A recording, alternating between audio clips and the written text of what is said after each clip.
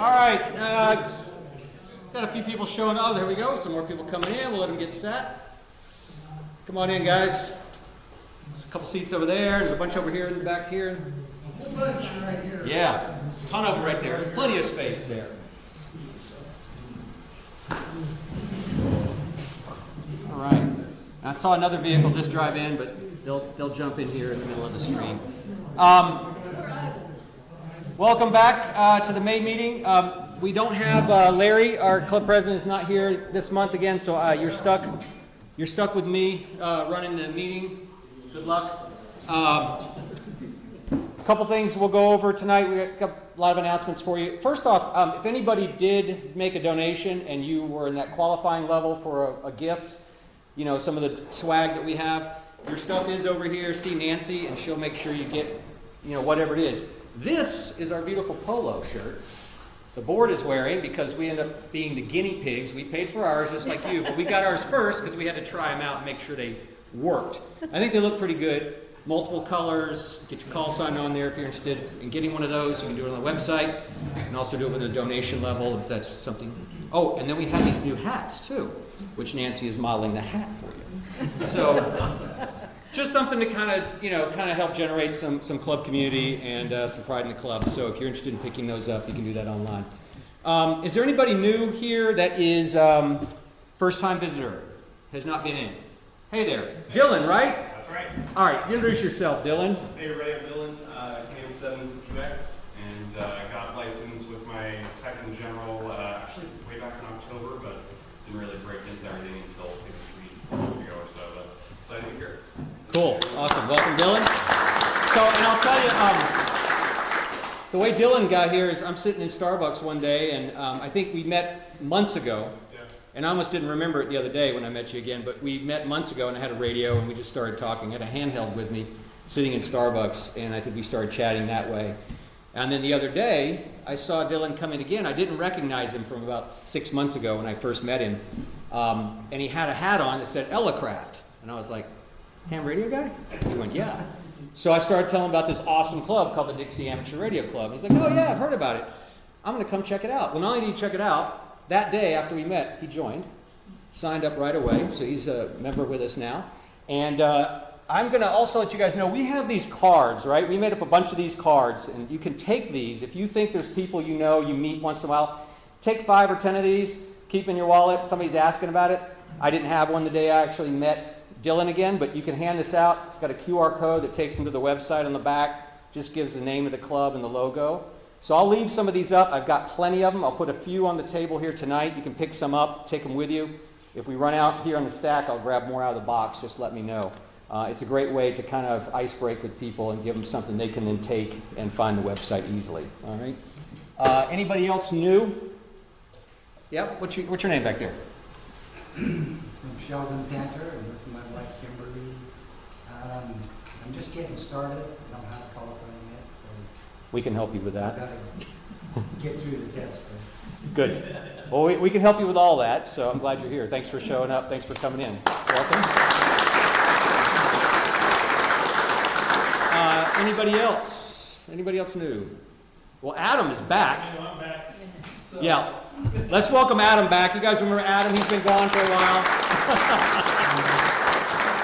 So for those who don't know me, my name is Adam Brown, call sign KC7NFF. I work at the hospital, so I work really long hours, so I haven't been able to come recently with all of the changes that are happening at the hospital. I am the receiving coordinator for the hospital, so I have to receive all that construction that you guys see. I've received it all. My team's handled everything else, so it's very rare that I get an evening off this time.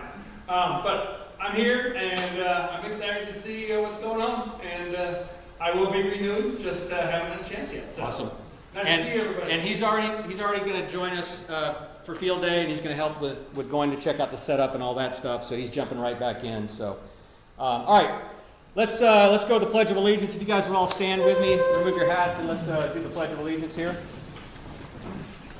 I pledge allegiance to the flag of the United States of America and to the republic for which it stands, one nation, under God, indivisible, with liberty and justice for all.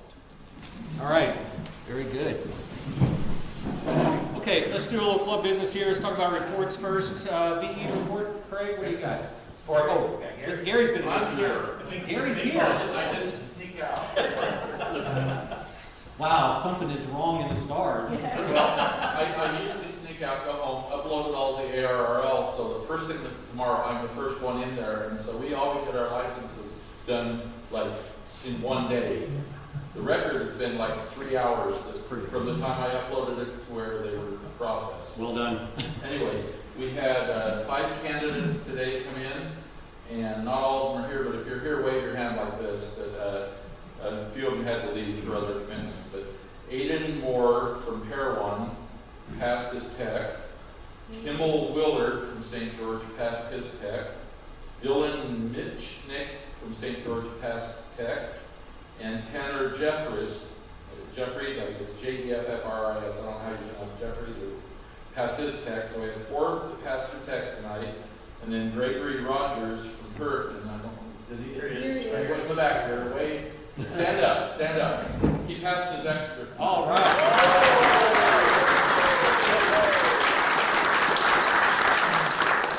And that being said, we're looking for anybody that's an extra class licensee. We need more VEs. We've had some unfortunately become silent keys. We need more, so we have more to choose from. So if anybody is an extra class licensee, or if you do upgrade such as you can go online to the ARRL and pass the, they have an online test that you take. And once you do that, you'll get a neat little thing like this that says you're an accredited VE. We could use that help. So. Yeah. Definitely need it. So if any VEs, if you're already VEs, step up and let us know. You can send us an email, and we'll put you in touch with Gary and Craig. And then next month we will have a session on the 2nd Saturday of the month in Hurricane, and then we'll have one before the club meeting next month as well. So that's everything we have. And how many radios do we do? What was the- I was going to say, in addition to that, all 4 of those technicians that passed became members of the club too. So they've taken advantage of the special program we have, and they'll all be getting radios. 3 of them will be handed out at the meeting, this meeting next month, and the one, Aiden Moore, lives in Parowan, so we got him his radio so he can drive back up to Parowan. So, Great.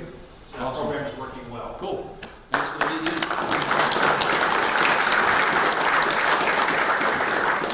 All right.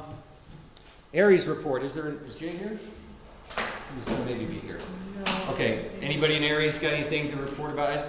I know they did the drill last week or last month or this month, right? Earlier, like 2 weeks ago. Yeah. Does anybody have any info on that from Aries? Yeah, I went to, where did I go?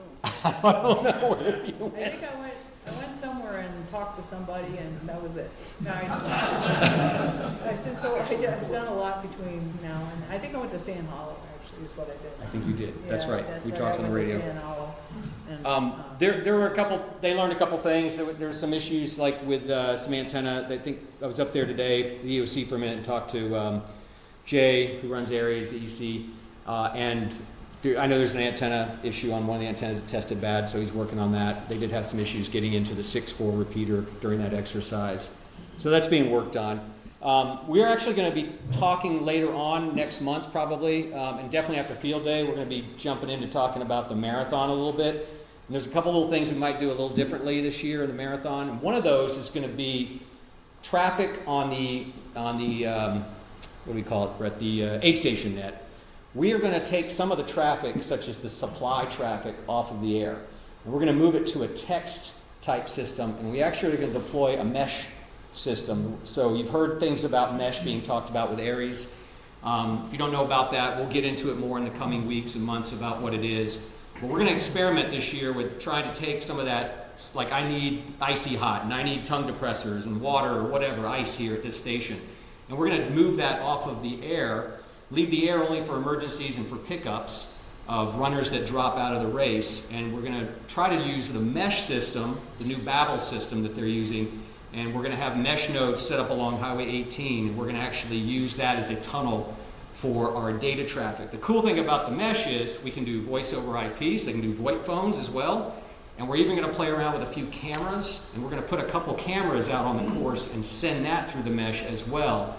And try to test out the capabilities and to show, you know, the county and Aries and everybody else what that system is capable of doing. For those that don't know, we are building a mesh system. We're part of that with Aries. I know Brett's been instrumental in helping push that forward all over the state. If you want to say anything about it, but it's a really cool system that helps us connect all the medical centers, and we're able to push data and reports through, not just voice. Is there anything to add to that? Yeah, there's a plan to take it statewide, I-15 corridor, I-70, or excuse me, I-80 corridor, and then eventually I-70 and US 89 will have mesh networks. The goal is to have like Colorado does. Colorado has a statewide mesh network. It does touch the internet in 4 places, so it's quite secure.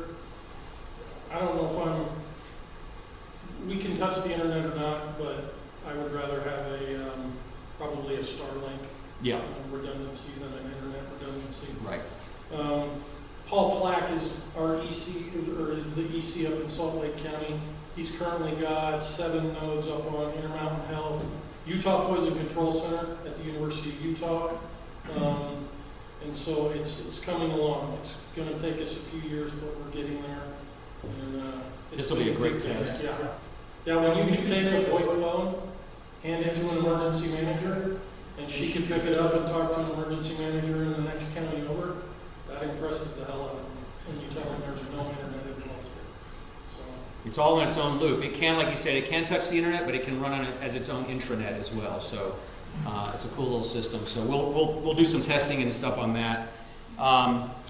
Repeater report. Tom, I don't know if you want to talk about what we discovered on the radio on Tokerville is actually the repeater. We also have some volume issues on Utah Hill, and also what you're building right now. Okay, I think we had a wind event last week. To say the least. How'd you know? I don't know, my antennas were laying over, so could be that Tokerville has a problem with their antennas. So that's why it's hard to get into Tokerville and to get from Tokerville into the other repeaters. I think the link antenna is either down on the ground or completely moved out of the way. So there's something happening. We haven't been able to make it up to Tokerville yet. Tokerville is an awesome road. It's beautiful. Somebody Hey, Keith, why don't we put the camera on Tokerville? What's that? Put a camera on Tokerville. We are. We're going to. Randy and I talked about that last week. So we're going to add another camera to Utah Hill, and we're going to put one on Tokerville and one on Webb. And those cameras later this year, we're just working through some IP security.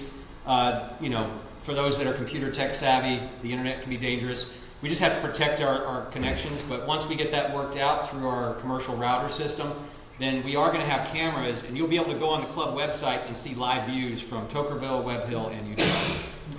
So right now, until we make it up to Tokerville to find out what is going on up there, don't rely on Tokerville. Webb Hill and Utah Hill are working quite well. I'm working right now on building and creating the new system. I've gotten pretty far with the controllers.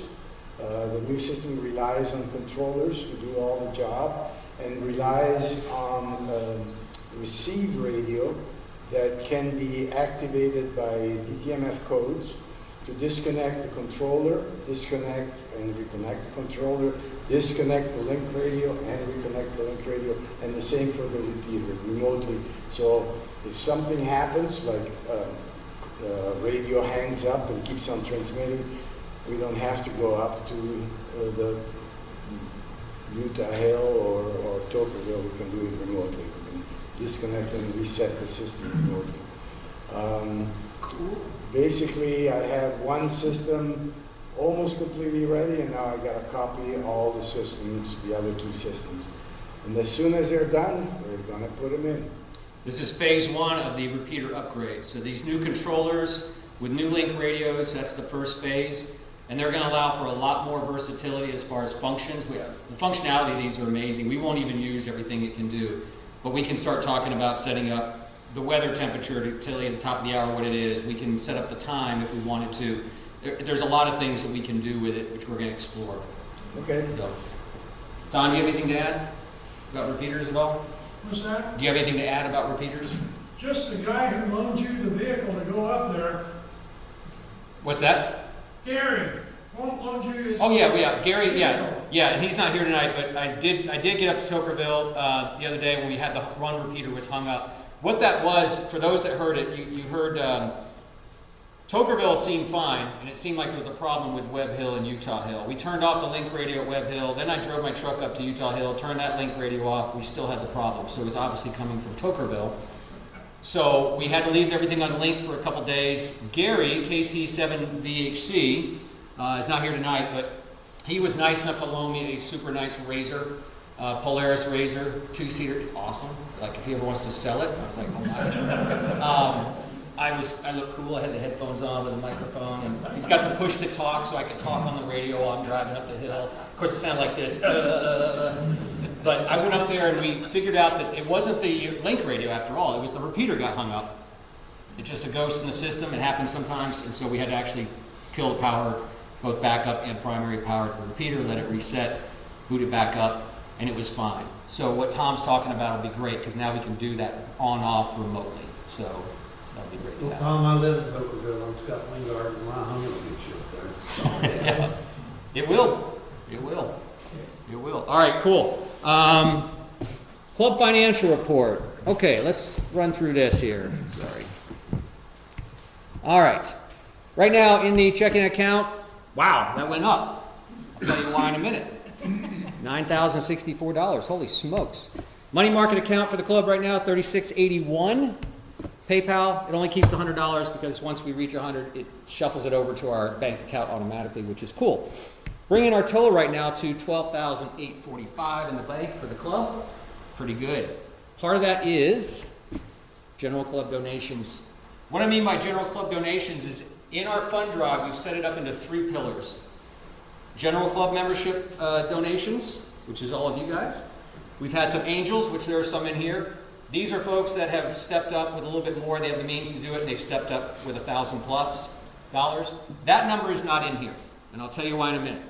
But the general club donations, oh, and the third pillar is corporate donations, which we are going to start going after this next week, and we'll see what we get on that. But right now, you guys hit the $5,000 mark as of this morning, $59.50.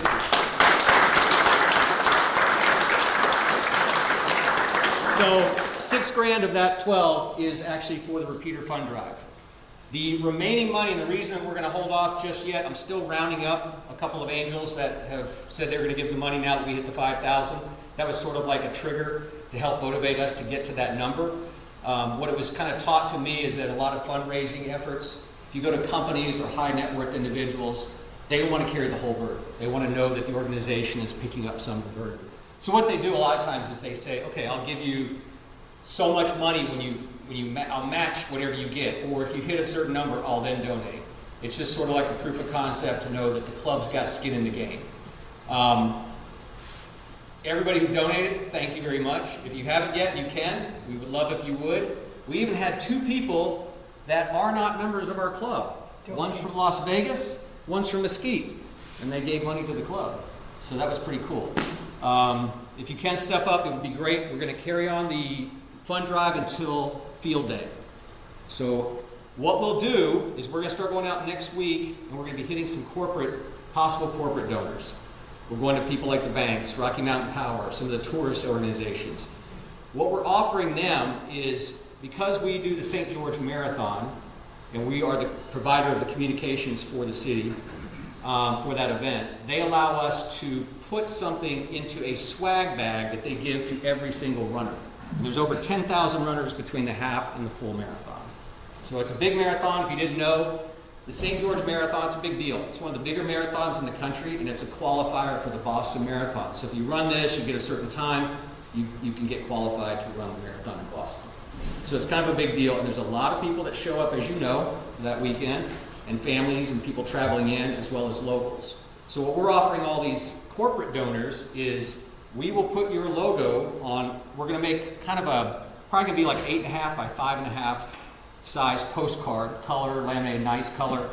It's going to have different organization logos on it. saying that the Dixie Amateur Radio Club provides communications for the event with the generous help of our corporate sponsors. And it will get these people's logos in front of over 10,000 people and their families. Plus, we'll put their logos on a banner that we'll hang up on our expo table at the expo during the event. So that's kind of what we're going to offer. If you guys know of anybody that has a business here in St. George that might be interested in donating, we haven't really set a minimum number for that logo placement. We're open to talking about it. We would love to go visit them, and we're preparing a little packet that'll tell them everything that we do, how we provide community service to the city and the county, and what we do for the community. And so we're going to try to go to those places. We'd love to hit anybody you know that might be open to us visiting them or talking to them with an email or a phone call. So if you have anybody you're interested in, talk to them and then put them in touch with us, so we'd be appreciative of that. All right. And then what we're going to do is when we get to field day, we will announce how much we collected in the angel money and the corporate money at the spaghetti dinner. So that Saturday night at field day up at Cola, we are going to have a big spaghetti dinner up there. Hopefully you can make it up. Bring your significant other or family, whomever. We'll get a head count of that. We'll do a great spaghetti dinner. We'll have some other events, maybe some giveaways and stuff, but we will also we'll unveil that number when we finally have it. I think that you guys are going to be surprised at how much has been pledged. It's actually awesome. But I don't want to let the cat out of the bag yet. I want to make you wait for it. All right. Other announcements. We just talked about the Peter Fund Drive. Tech Time Zoom call. We did the first one last month. The second one's happening this next Tuesday. Nancy has lined up a guest speaker at it, right? Presenter. You want to tell them about that? Yeah, it's K8 Zulu Tango. He's going to do a presentation on stealth antennas.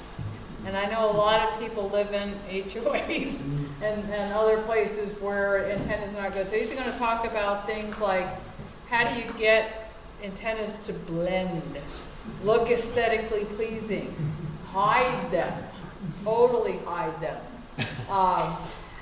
He's going to talk about balconies, chimneys, rain gutters, attics. He's going to talk all different options that people who don't have a lot of property or have HOAs can use. So I think it'll be fun. He's really good, and I hope I see you guys there. Okay. So when is that? It's 6:30? It's next Tuesday. Next Tuesday at 6:30. So it's online. It's on your computer. It's a Zoom call meeting. You don't have to be on camera. You can turn your camera off and still be involved in the meeting if you'd like. And there's a link on the website. The best way to find it is go on the website. On that first page, on the left side, scroll down to the upcoming events. You'll see Tech Time. You can click there, and it'll take you to the Zoom link where you can go and join that meeting.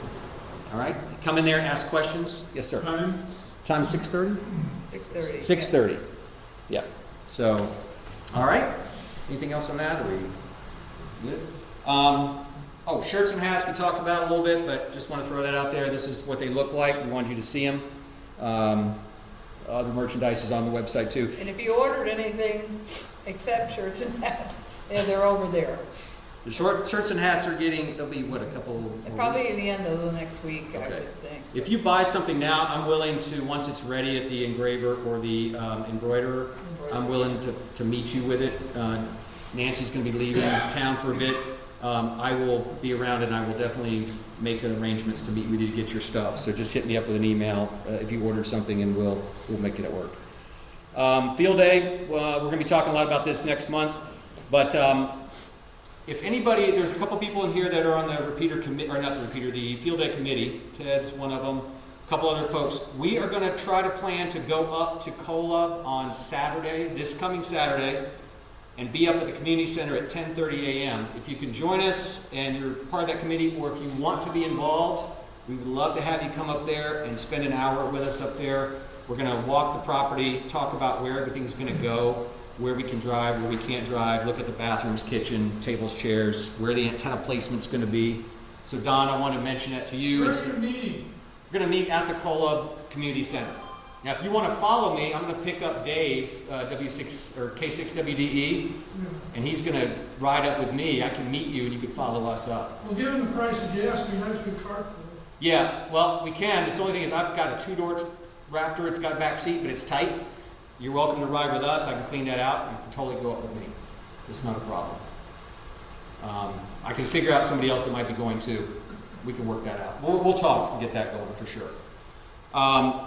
So we talked about this a little bit, but for those who weren't here, Cullip Community Center, June 27th to 28th. Awesome low-level noise up there, much cooler temperatures, plenty of RV and tent camping. You can stay overnight, which is what a few of us are going to do for sure. Playing radio until 2 or 3 in the morning, get tired, go take a nap. So Cullip Reservoir up there, it's a beautiful lake. It's probably one of the lakes that's actually got water in it right now, which is great. Hiking trails, ATV trails, fishing. You got the Lava Point overlook. A lot of stuff to do up there besides. So you can go away for a little bit with the family, go do something and come back. We might plan some workshops. We're talking about what else to do on that level. We are going to do a big club spaghetti dinner that night, so you can bring family to that. You come, bring your wife, husband, whatever, boyfriend, girlfriend, kids, and we will enjoy some food together, and we'll have a presentation during that event. And we're going to have good public exposure up there. Brett owns a piece of property that's right by the community center, and he's kind of helped arrange for us to get this location. And he mentions that in June, you said tons of people are going by there? Packed. So we'll have some signs and banners out at the road where you turn, so I expect some people to stop by and say, what are y'all doing? So, all right. And then these are the pictures of the location, just in case. You can see how much room we've got. This massive area here, and it extends way out here off the frame for us to park. Inside this, they've got tables and chairs. The outdoor patio area is really cool. Eventually, they're going to put a roof on this and make it an outdoor pavilion.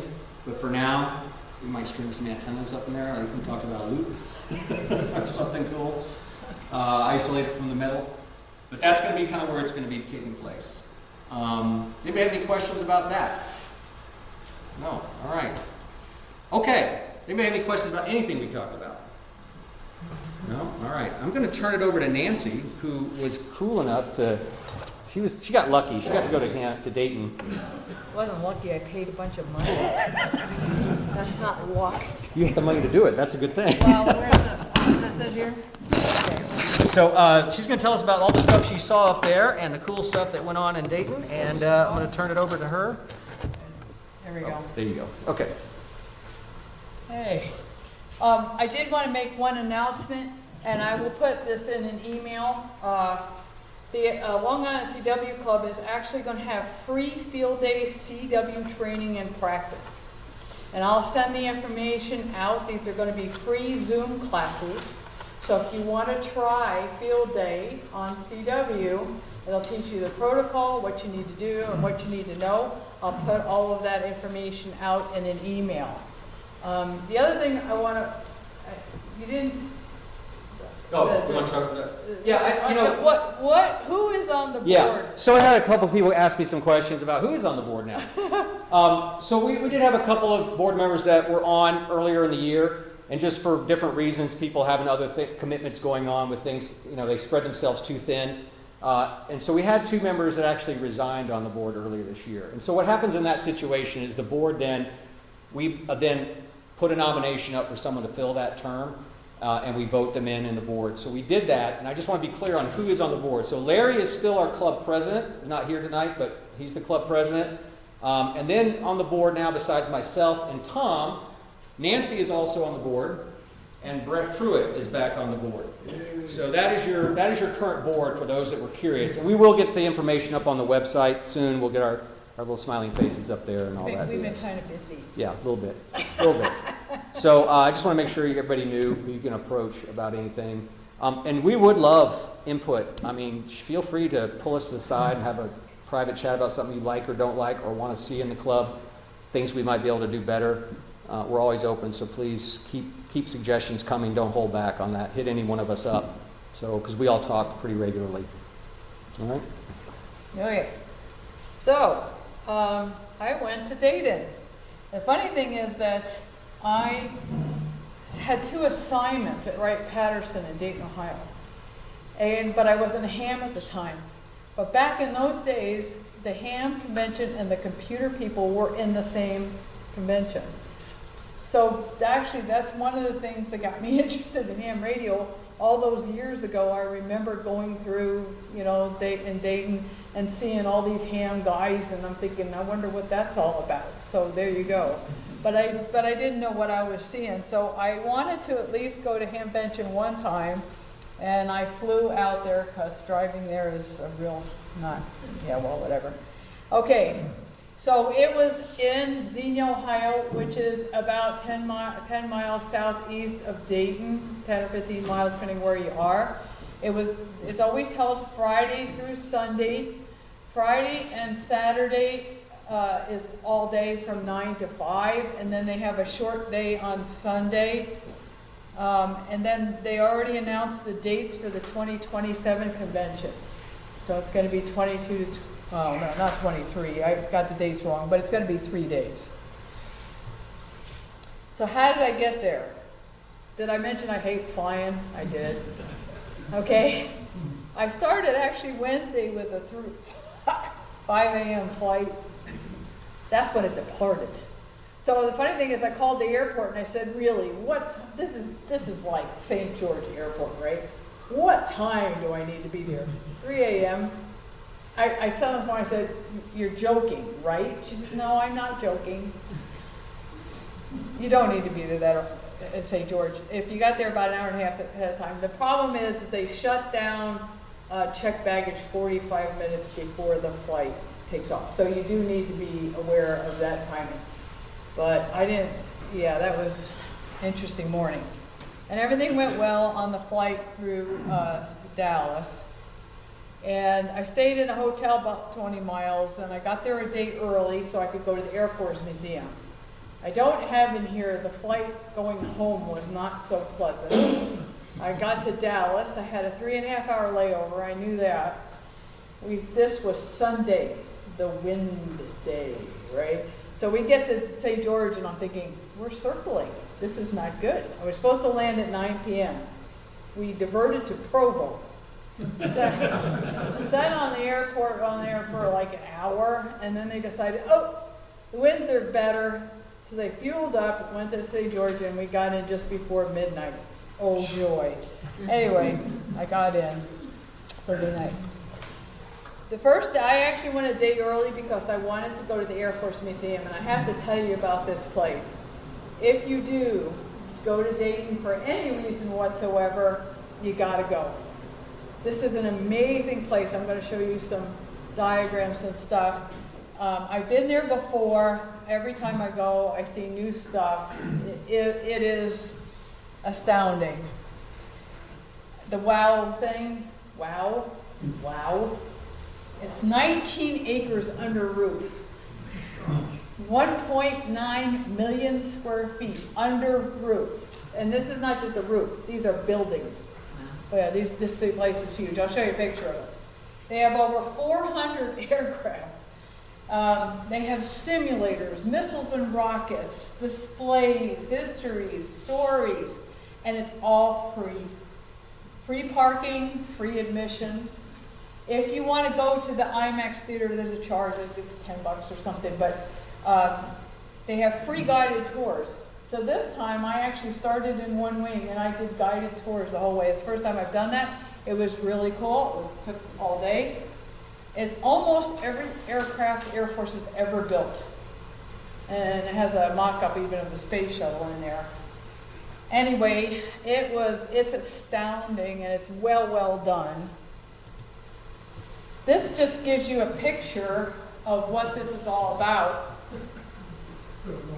Yeah, this is the early peak. This is like the Wright Flyer and stuff. World War I, Korean War, Vietnam, Cold War, missiles, experimental aircraft, space shuttles, and then they have all the old presidential aircraft in there. It is really something else. I have the thing up here if you want to see it later. I just had it. I'm not going to bore you with about a bazillion pictures, but there's some interesting stuff. This is a mock-up of the original Wright Flyer. I was like, yeah, I would go up in that. Here's a little later model. So hopefully you can see they have, you know, really realistic setups for a lot of these aircraft. It isn't just hanging there. And there is the Memphis Belle. This is the real Memphis Belle that they have. They also have on the actual plane that dropped the second atomic bomb. The first atomic bomb one is in Washington D.C. Yeah, the Smithsonian, right? So they have the second boxcar is at the museum. Most of the aircraft that are there are the actual aircraft. They do have some that are rebuilt or something like that, but most of them are the real aircraft. It's very interesting. There's no AI, right? No, not that I know. I have to put this in here because this was the plane I flew in my first assignment in the Air Force. This is an F-101. And I sat in the back seat of this doing flight tests for 4 years. Very fun assignment. So there's my baby. I have a lot of hours sitting in the back seat of that plane. So you got to suffer. And you don't through like that. flying? I don't like commercial flying. It's not that commercial. I'm scared of it. It's just like cattle car. I mean, They steal my knives. it's just not very much fun anymore. Okay, so that was the Air Force Museum I did on Thursday. And then I went to Hamvention. So some information about Hamvention. I'm going to show you a map of it. They have parking and grass right not too far, but it takes quite a bit to get in because there's a lot of traffic getting in. And so if it's dry though, you can park on grass. It's big grass fields and there's a short walk to the event. If it's raining, it's not a good move. I understand in past years many people have not left that parking lot without a lot of help from somebody else because they get stuck in the mud.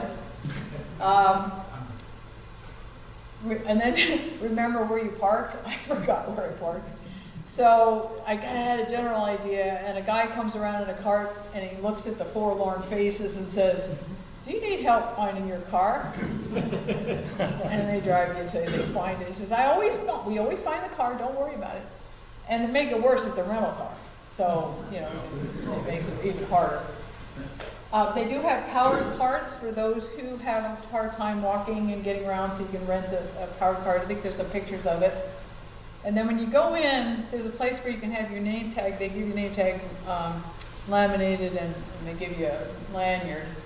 And then they have door prizes that are drawn throughout all the days, and then any prizes that aren't picked up at 1 o'clock on the last day, I wasn't there because I had to go home on Sunday, they just start drawing for them until they're all gone. They have some wonderful grand prizes, and of course I never win anything, so it doesn't make any difference, but there could be 99 gifts, and I'll buy 99 tickets and I won't get it. Okay, but anyway, they do have some really nice door prizes. This is a map of the fairgrounds. If you look at the E's up on top there, E1, E2, E3, E4, E5, that's where these are indoor exhibits. And in that area, it's all paved, so if it does rain, you're safe in that area. You're not going to get muddy or anything like that. Then they have forums, and I'll show you the forum list. It's extensive. It's wonderful. And you can see the F1, F2, F3, F4. There are 4 forum areas. And then if you look over, let's see, here and here, flea market. It's huge. And I have some pictures of it. That whole area that says FF, FW, FE was full of booths outside. Those are the displays that are, not displays, but booths that are most likely to be in trouble if it rained. I was lucky we did have some rain, but it wasn't enough to make a muddy mess out of it. My understanding is in past years that those areas can get pretty bad. So if you do go, be aware that you might have to have some boots or something if you're going to go out in the outside exhibits. Oh, down right over there is the parking, that big grass parking area, what I was talking about, where I lost my car for a while. There are over 30,000 people that attend Hamvention every year. There's 162 vendors and 350 booths. They were sold out. They were sold out of both the vendor spaces and the flea market spaces. So there were 1,300 flea market spots out there. So this is not trivial. It's kind of big. There's 58 forums, and it is the world's largest ham radio convention, if you weren't aware of that. It's been on there for a long time. This is the forum schedule. I know it's kind of hard to see, but they had forums on all kinds of things. Everything you can think of. Multiple POTAs, SOTA, antennas. I mean, talking to the space station. Going all day, all 3 days, in all 4 rooms. Remember, there are 4 rooms. So all of those rooms were going the whole time. And there was so much to see for the forums. Like here, Tim Duffy did the antenna forum here. These are a lot of times there are people you knew. You know, oh yeah, okay, I know about that person, really reputable. And it was very good. A lot of them were really good. And the rooms that we were in, I'm going to show a picture of them, very nice. These are really nice big rooms people can all get into. The POTA forums always go out in the halls. They're very popular. This is some of the vendors you might recognize. Obviously, all of the major radio manufacturers are there, but there's a lot of them that you probably have seen or heard of before.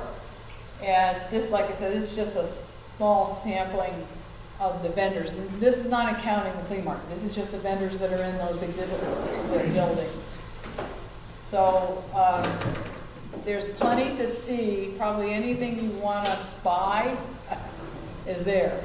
Okay, it's pretty astounding. And if you want my autograph later, you can get it. I found out while I was there, on the back of the current DX Engineering catalog, that's my picture of my antenna at Sand Hollow.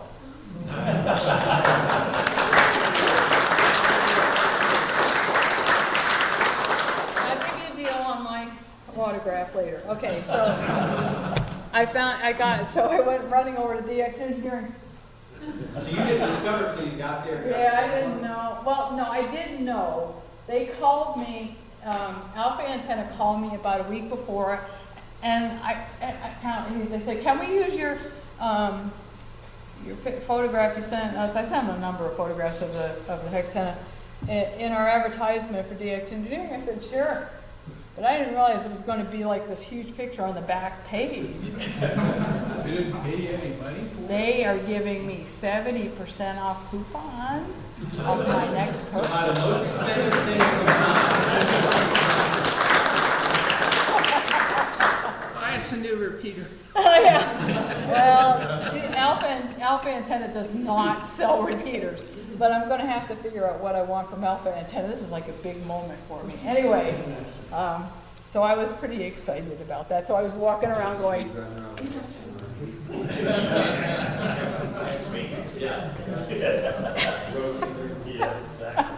yeah. Anyway, so here's just some pictures to get you a feel. This is one of the big indoor exhibit buildings. You can see, in fact, DX Engineering had a lot of booths. The bigger people had multiple big, huge areas in there. And there were aisles that went on either side of these buildings. So it's like nice indoor areas. Here's aisle. I like aisle stuff. Tar Heel. So they had antennas coming out to your yin yang. There was stuff everywhere. And the nice thing is there are people there. You can ask any questions you want. I found it very informative, actually, because they had good people, not just salesmen, that were able to explain everything to you, and it was really fun. Let's see, oh, there's Ella Craft. They had a big area. This I have to talk about because the main reason, one of the big reasons I went there is because I wanted to help with the Long Island CW Club. And the Long Island CW Club, I'm really proud, won Club of the Year. And they had a special banquet Saturday night, give them a nice plaque and a presentation. So that was really pretty exciting. There's Bagali Keys. And this is the outdoor area. You can see it's all paved. So unless you go into the flea market area, you don't have to worry about mud. It's when you go into the flea market area that you might have problems. Here's ICOM. HRO. This is another picture of outside of those buildings. There were a lot of food vendors outside, and they were actually pretty decent. This was, you know, the food was a good variety of food out there at the different vendors outside. And then, of course, I had to take photo pictures. This is typical of the flea market.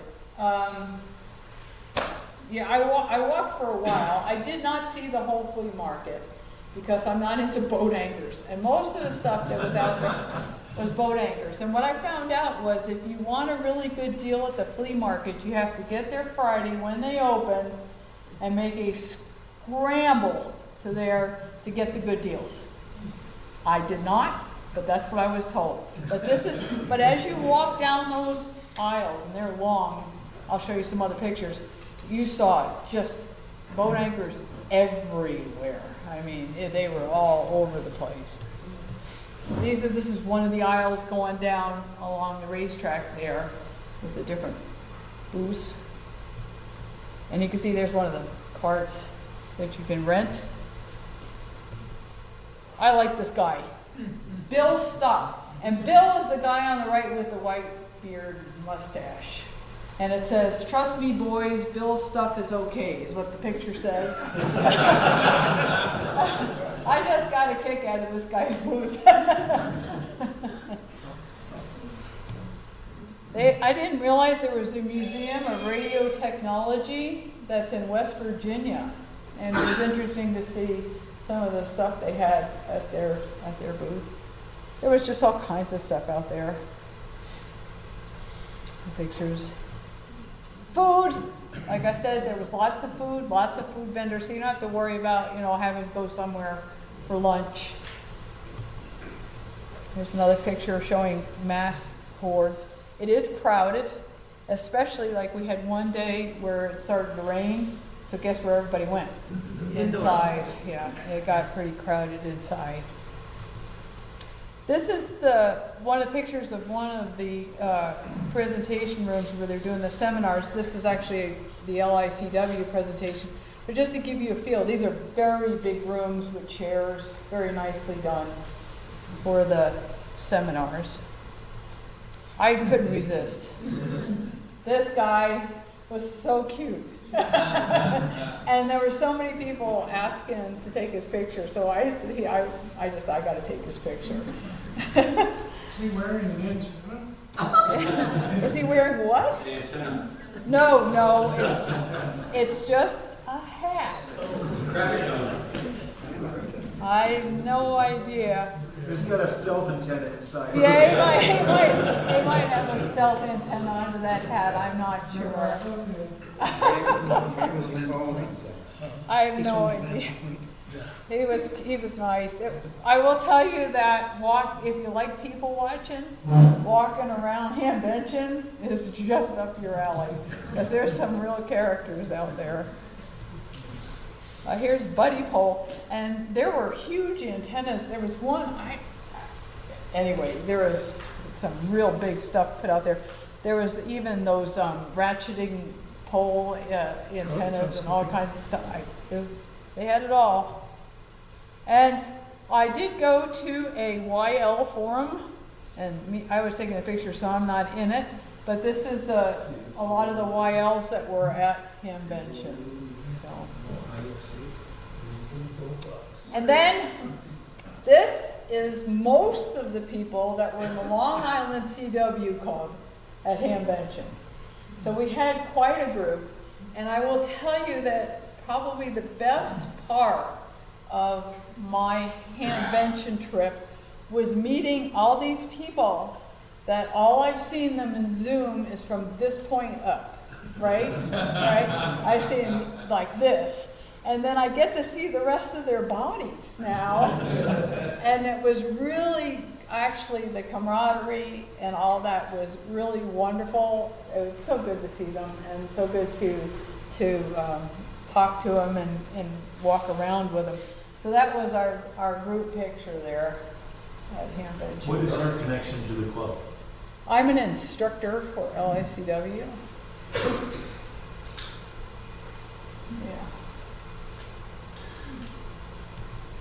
Okay, so what did he buy? I bought a Bengali key. Okay, so one of the instructors took me over to Bengali and knows the gal personally. That's the Italian gal who's at the Bengali booth, and he said, "Come here." Anyway, there was a lavender traveler that was going, "Nancy, Nancy." So I ended up with a lavender Bengali traveler. How many keys do you own? I don't know, well, that's not true. Like 4 or 5 now. Okay, we're not going to talk about that. Okay, so. Show us a picture of it. No, I didn't bring a picture of it. It's lavender. It's so pretty. Anyway, I bought some. There was a guy there that had every connector known to man. I swear, I never seen anything like it. Every connector and part and different. It was astounding. So I bought some stuff there, and then I bought this. I don't know how well it's gonna work. Oh, I can't spell. It's supposed to be noise, not moise. I have no idea what moise is. But what it is, it's a box that you take your output from your radio from, and it does DSP to noise reduce, and it has a good reputation. It's actually on back order. I don't know when I'm going to see it, but I did buy it. So there, that's what I bought. But the Bengali key was the purchase, yeah.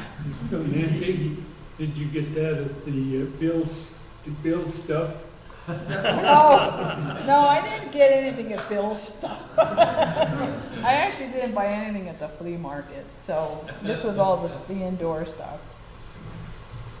Okay, so 2 days is a good amount of time to do it, unless you want to go to lots of seminars and you want to see all of the outdoor vendors, then you're going to need more time. But other than that, 2 days is a good amount of time to spend there. If you're going to the flea market, like I said, be prepared in case it's muddy. You never know in Dayton. It could rain like heck. It may be fine. The weather was actually exquisite because it was a little overcast, you know, like low 70s. It was actually very, very nice. I would like to go next year if I can get the nerve to get on planes again. I'm not scared of planes. I just don't like the whole experience. But the best part of Hamvention is friends. I will say that right here. It was so wonderful having all those people there, and we just had such a good time together. We went to dinner one night, you know, and it was really great. So I'm hoping I can go next year. Did you go to any seminars? Yeah, I did. I went to the ladies seminar, I went to the Long Island CW seminar, I went to the POTUS seminar. Those are the ones I did. What about Wolfgang? What about what? Wolfgang ceremony. The Wolfhawk ceremony. I didn't do Wolfgang, no. I guess I missed some of this experience. What did you learn? Huh? What did you learn? Oh my gosh.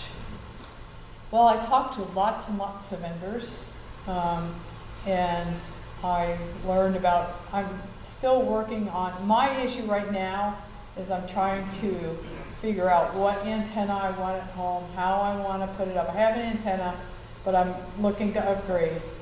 So I was looking at various ways that I could put something up. And I don't want a roan tower, okay? So I was looking at the poles that have like the big cranks on them and stuff like that. And then I was looking at, well, what do I put on top of this thing? And that's what I focused on during Hambench and talking to everybody on that. What's different options, pros and cons, that kind of stuff. Is that a POTA antenna you're looking at? No, I have great POTA antennas. This is, the one on the back of here is my POTA antenna. No, this is for home. Okay. This is for home. I'm looking, hex beam maybe, I don't know. I have a lot of thinking to do, because this is not an inexpensive proposition, obviously. And I haven't really decided yet. So I was talking to them as, how are they installed? Where are they installed? What do you do? What are the, I mean, there's lots and lots of information I still need, but at least I got a lot of information while I was there. Are there any other questions? What was the most unusual thing you saw? Oh my gosh. Oh, there was a people from Italy that had an antenna for like stealth antennas, like what I'm talking about. It was this massive iron, I don't know how to describe it any other way, that looked like an arch. And in the middle were the capacitors where the plates went in and out to tune, and it was automatically tuned. This was one mass of metal. The thing was huge. I mean, it's like the... So was it meant to look like a yard ornament?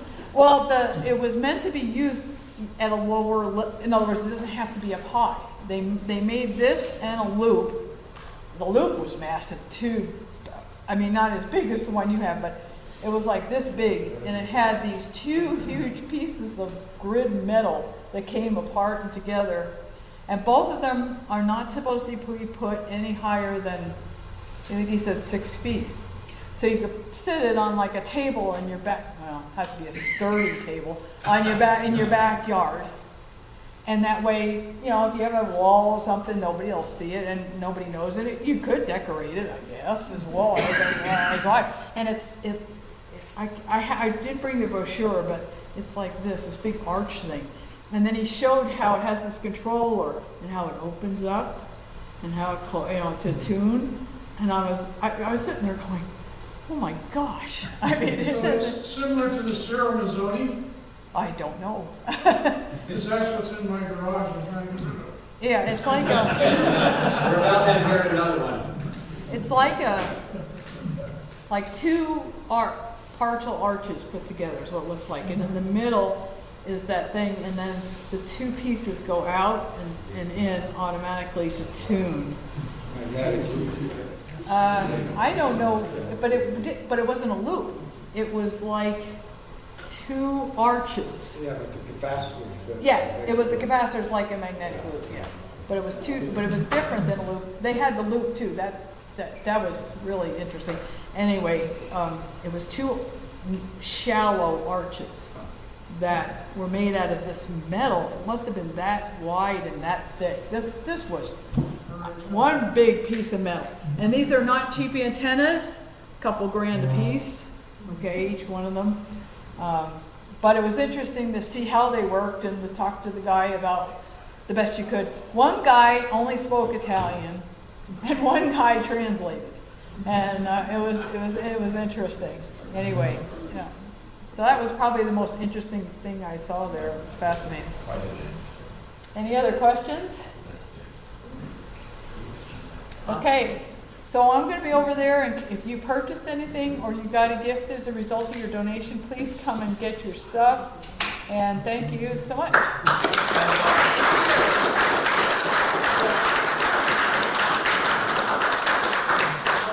Real quick, just that I forgot to mention. So, you notice some cameras back here. Thank you to Brad. Where is Brad? Oh, he's right there. Hey, Brad.